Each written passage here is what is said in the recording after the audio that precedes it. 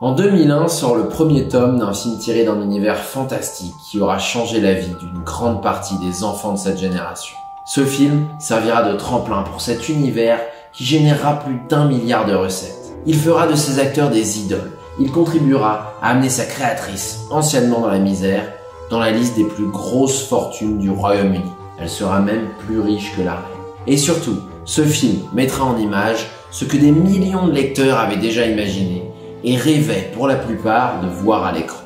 Un monde de sorcellerie si particulier qui continue de fasciner encore de nos jours. Je fais partie de cette génération qui a lu les livres et grandi en même temps que leurs interprètes. Tu l'as deviné? Je vais te parler aujourd'hui de Harry Potter à l'école des sorciers. Est-ce que tu savais que Spielberg a failli réaliser le film ou que le casting aurait dû être totalement différent?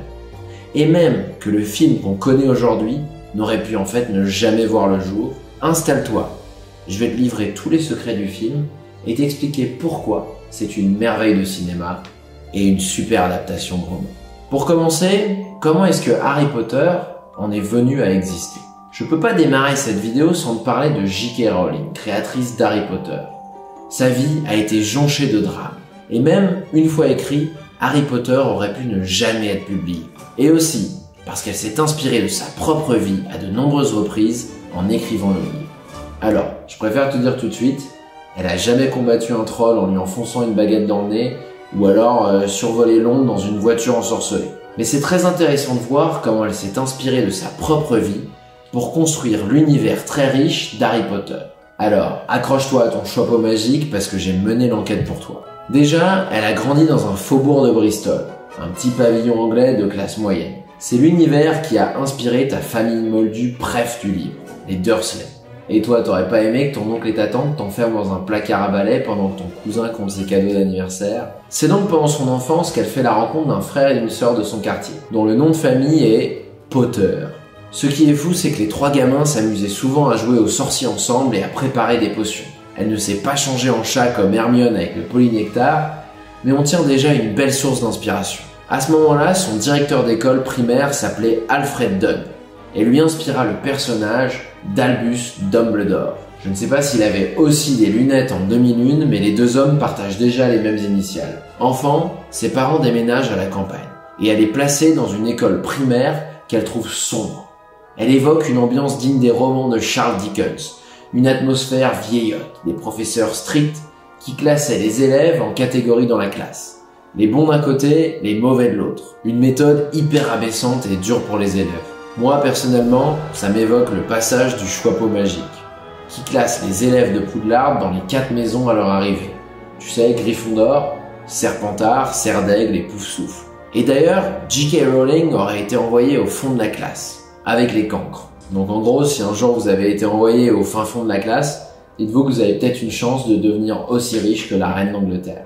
Au collège, à 11 ans, elle fait la connaissance d'un professeur de chimie, surnommé Stinger, celui qui pique en anglais. Il la déstabilise beaucoup par ses remarques, son caractère sombre, sa sévérité et son sarcasme. Il inspirera le sarcastique professeur Rogue et ses punchlines piquantes. C'est aussi à cet âge qu'elle découvre Shakespeare. Et l'une de ses pièces préférées est le conte d'hiver dont le personnage principal féminin s'appelle Hermione. Ça vous dit rien? J.K. grandit et arrive dans le secondaire. Elle se fera refuser d'Oxford, l'université et ville qui inspirera Poudlard, et elle ira à l'université d'Exeter, où elle est connue pour passer son temps dans la bibliothèque aux 600 000 ouvrages. Ça me rappelle quelqu'un dont on vient à l'instant de parler. Après ses études, elle vit une expérience qui la bouleverse profondément. À la fin des années 80, elle travaille pour Amnesty International en tant que traductrice et lit des lettres d'hommes et de femmes originaires d'Afrique francophone qui survivent péniblement dans des régimes totalitaires. Elle déclarera « J'ai commencé à faire des cauchemars à propos de certaines choses que j'ai vues, entendues et lues. Mais le pouvoir de l'empathie humaine menant à une action collective peut sauver des vies et libérer des prisonniers. Les gens ordinaires, dont le bien-être personnel et la sécurité sont assurés, peuvent se réunir en grand nombre pour sauver des personnes qu'ils ne connaissent pas et ne rencontreront probablement jamais. Et ce qu'elle dit pour moi, c'est fondamental dans l'écriture d'Harry Potter. Dans l'histoire, on plonge dans les tréfonds de l'humain.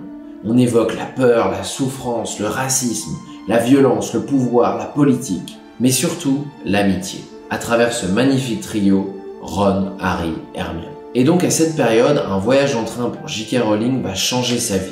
Elle doit rejoindre la gare de King's Cross à Londres, et sur le trajet, elle imagine dans ce train l'histoire d'un garçon qui ne sait pas qu'il est sorcier, recevant une invitation pour rentrer à l'école de sorcellerie. Cette histoire, vous le savez, elle l'écrira. Mais pas tout de suite, parce qu'il lui arrive une succession de drames et d'épreuves difficiles. Premièrement, sa mère succombe à la maladie. C'est un choc pour J.K. Rowling. Dis-toi que sa mère n'aura jamais pu lire une seule ligne des romans d'Harry Potter. Cette souffrance face à la perte de sa mère va grandement se transmettre dans le sentiment orphelin que ressent Harry. L'un des passages préférés de J.K. Rowling du premier volet est d'ailleurs la scène du miroir de Rizel, où Harry aperçoit ses parents. On notera que le thème de l'héritage des parents est très récurrent dans les livres et les films. On évoque beaucoup les parents d'Harry, notamment à travers le fait qu'il a le même patronus que son père. On observe aussi des rapports parents-enfants complexes comme la relation Drago-Lucius Malfoy. Drago est un enfant qui doit porter l'histoire familiale et suivre les traces de son père. Ron, quant à lui, semble évoluer dans une famille plus équilibrée, mais est souvent considéré comme un cancre, l'enfant moins brillant que ses frères, moins sage que sa sœur Ginny.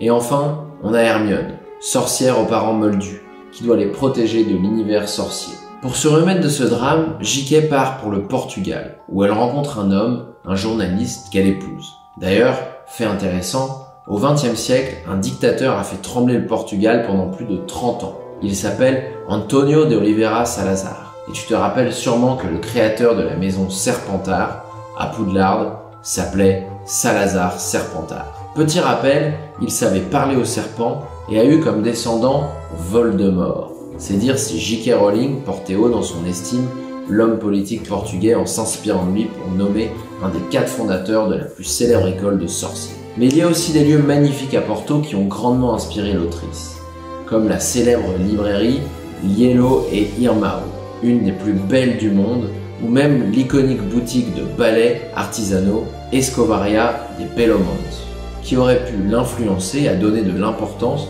au balai volant dans Harry Potter. Mais tout ne se passe pas bien à Porto. Son mari, avec qui elle a eu un enfant, est violent.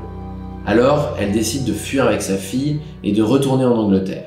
Sauf qu'en arrivant, elle se retrouve mère célibataire et sans emploi. Elle qualifie sa vie à l'époque de désastre et sombre dans une dépression. Elle peine à pouvoir nourrir son bébé, et là encore, cette période extrêmement sombre lui inspirera l'invention des détraqueurs. Tu sais, ces créatures maléfiques répandant un sentiment de désespoir. Et cela illustre très bien le poids qui pèse sur nous lorsqu'on se sent sombré, comme si cela venait de l'extérieur et que l'on n'y pouvait rien.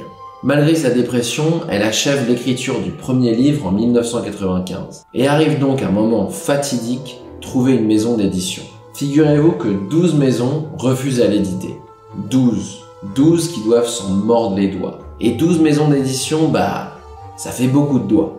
Mais J.K. Rowling semble avoir repris confiance en elle. Elle continue ses recherches d'éditeurs jusqu'à ce que Bloomsbury accepte. Et je ne vous spoil pas si je vous dis que ça a été un succès planétaire en fait. Mais revenons au cœur du sujet. Car très rapidement, J.K. Rowling reçoit des propositions de films et signe avec Warner, après plusieurs refus. Et oui, maintenant, c'est elle qui refuse des gens.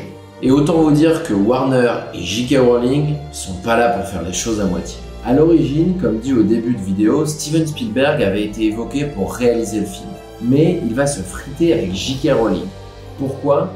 Parce qu'il veut absolument qu'Harry soit joué par Haley Joel Osment. C'est un enfant très connu du cinéma et un acteur qu'il aime beaucoup car il l'a déjà vu jouer dans Forrest Gump et Le Sixième Sens. Sauf que le môme est américain. Et ça, pour J.K. Rowling, c'est hors de question. Ce film, c'est toute sa vie. Et ça doit être aussi réaliste que possible. Elle ne veut que des Anglais ou Irlandais. Et cette loi, elle s'y tient. Puisque typiquement, Robin Williams, qui cartonne à l'époque, est habitué des films destinés au jeune public, comme Hook ou Madame Doubtfire, voulait jouer Hagrid. Mais il s'est fait recaler pour la même raison. Vous imaginez Robin Williams en Hagrid, à quel point le film aurait été différent. D'autant plus que Spielberg voulait en faire un film d'animation. Disons que faire un vrai film, c'était enfoncer une porte ouverte, qu'on serait sûr que ça marcherait et qu'il n'y avait pas de challenge.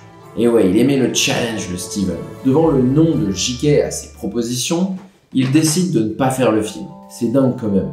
Tu dis, il y a quelques années, elle était à la rue, elle était déprimée, et maintenant, elle dit non à Steven Spielberg.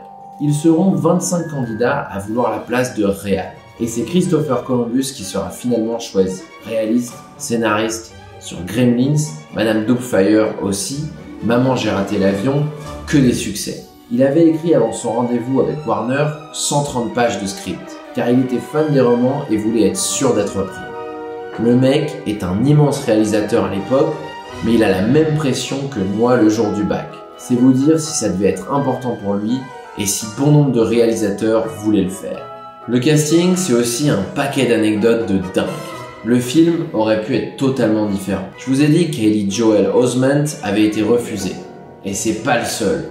On aurait aussi pu avoir William Moseley qui auditionne pour Harry. Il jouait dans Narnia. Ou Thomas Brody Sangster pour Ron. Lui a joué dans Game of Thrones. Finalement, ils retiennent Daniel Radcliffe pour jouer Harry. D'ailleurs, il ne devait pas le faire car ses parents avaient peur des retombées médiatiques. Rupert Grint pour jouer Ron.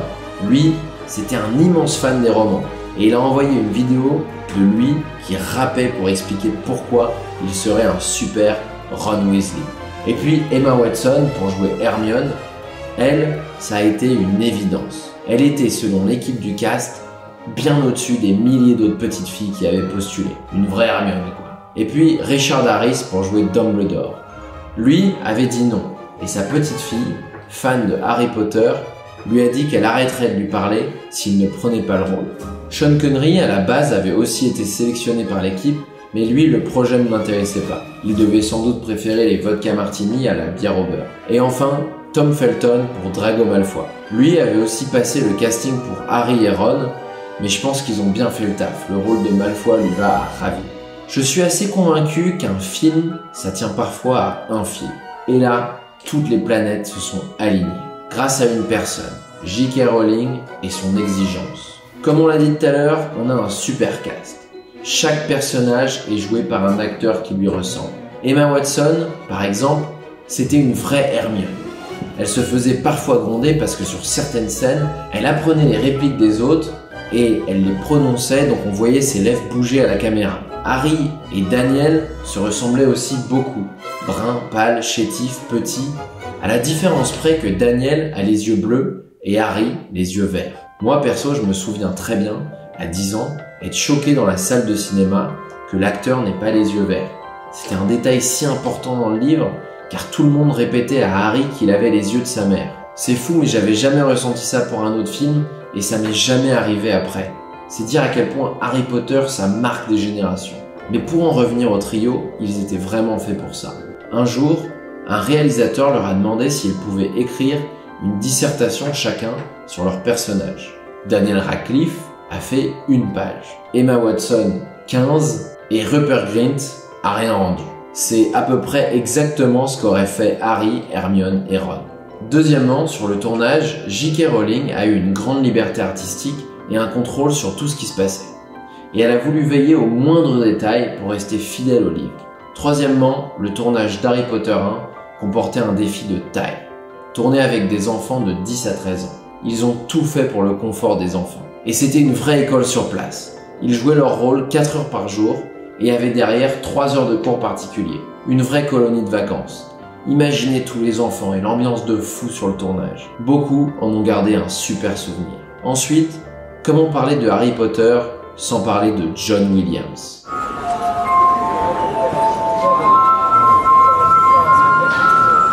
Oui, le compositeur de E.T., Star Wars, Jurassic Park, Indiana Jones et j'en passe, est aussi aux commandes de la musique des films du célèbre sorcier. Et une bonne musique pour un film, c'est un peu comme une bonne sauce pour des pâtes. C'est pas obligatoire, mais ça donne du goût. Et pour finir, ce qui a aussi fait le succès du film, c'est tout son habillage, ses effets spéciaux, ces petits détails qui font kiffer. Moi, je me souviens encore dans le cinéma être comme un ouf devant les bougies qui volent au-dessus du banquet qui apparaît par magie. Ou alors devant Hagrid qui ajoute une queue de cochon à Dudley. Ou même devant la plume qui s'envole grâce au fameux Wingardium Leviosa. Harry Potter, au final, c'est plus de 600 plans truqués qui ont bercé notre enfance. Un autre point ultra important, le film fut filmé uniquement au Royaume-Uni, dans un studio du sud-est de l'Angleterre, mais ils ont aussi utilisé des vrais lieux emblématiques du pays, comme la gare de King's Cross pour le décor de la gare londonienne qui amène à Poudlard, ou la Australia House en plein cœur de Londres, qui sera Gringotts, la banque ultra safe des sorciers. Puis il y a aussi le zoo de Londres pour la scène du serpent qui parle à Harry, une partie de Oxford, comme la Christ Church, qui sera la salle des trophées de Poudlard, ou la Divinity School, qui sera l'infirmerie, et la bibliothèque Bodleian, qui sera la bibliothèque de Poudlard. Il y a aussi le château fort d'Anwich, qui servira d'extérieur de l'école. Puis la cathédrale de Gloucester et son cloître, entrée de la salle commune de Gryffondor pendant le tournage, et j'en passe. Il y a aussi le market, il y a aussi les marchés couverts de Londres, ils sont utilisés pour faire la galerie pour le pub du Chaudron Baveur. Donc voilà, le film a quand même coûté 125 millions de dollars, mais on a rapporté 1 milliard. En pensant à ce chiffre, je propose qu'on fasse une minute de silence pour les 12 maisons d'édition qui avaient refusé le projet. Parce que là, c'est plus des doigts qui se mordent, c'est les mains. Mais bref. Alors, pourquoi est-ce autant un carton? Parce qu'on y croit. En fait, Harry Potter, c'est réel. Chaque personnage a beaucoup de relief. Et comme vu précédemment, ils ont tous existé dans la vie de J.K. Rowling.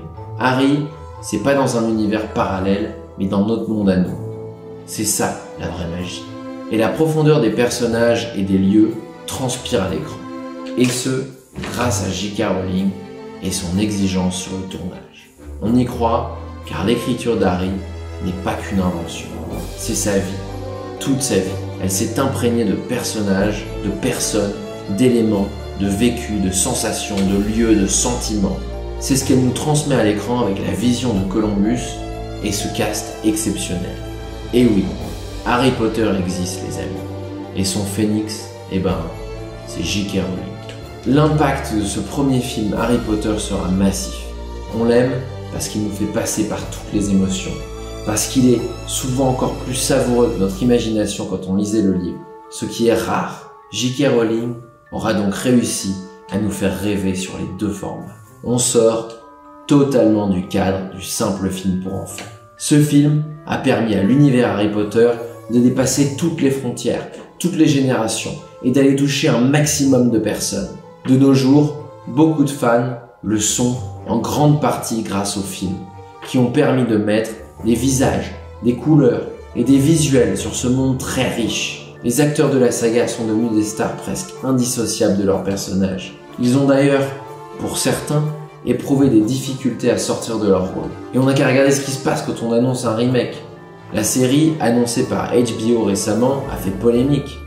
Ben oui, les fans d'Harry Potter, ils ont peur de pas trouver la même magie à l'écran. Les acteurs ne seront pas les mêmes évidemment et l'histoire elle sera réécrite. Et toi, est-ce que tu penses qu'on peut réinventer un classique? En tout cas, n'hésite pas à me dire si ces secrets de tournage t'ont plu, dans quelle maison de Poudlard tu aurais aimé être, ou alors si tu veux que je parle de ton film préféré. Et dans ce cas-là, abonne-toi. Merci et à la prochaine.